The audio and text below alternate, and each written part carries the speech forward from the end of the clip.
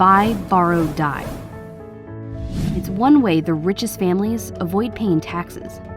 It's this system and the fact that most taxable capital gains are going to the top 1% that lawmakers see changing the capital gains tax as an easy way to tax the rich. There's a lot of things we could do to make the system more fair. Amazon's Jeff Bezos, the richest man in America thanks mostly to his Amazon stock, pays almost nothing in taxes. We value his worth here, but it's never taxed unless it's turned into real money when he sells the stock, and it's taxed as a capital gain. And things like long-term stock have a maximum tax rate of just 20%. This is one way billionaires are able to be technically worth so much money, but pay so little in taxes.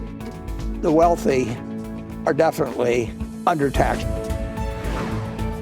This is Warren Buffett, one of the richest people in the world, thanks to the company he runs, Berkshire Hathaway.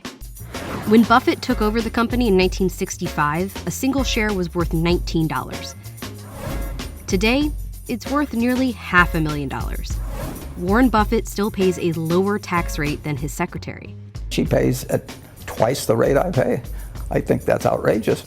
His secretary pays income taxes on her salary, but Buffett mainly pays capital gains taxes on his sold stock, and that's taxed at nearly half the rate. In the US, the disparity between the richest Americans and everyone else has been growing. And in the last 40 years, the after-tax income of the richest has risen more than 400%, while middle-class income has only risen 50%. Our system is based on only paying taxes when you actually sell something. If, hypothetically, Warren Buffett were to sell his stock, he'd have to pay capital gains taxes based on his profit, so the cost of the stock minus the original investment. But if he holds off selling his entire life, when he dies, whoever inherits the stock and then sells it would only have to pay taxes on what they earned after they inherited it, leaving all those original gains untaxed. Our system is making the rich get richer and richer and richer, and everyone else just not.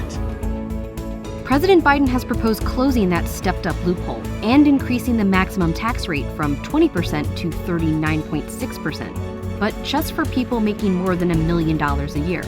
Critics argue that it may discourage people from investing in the stock market, or that current millionaires would just sell less stock.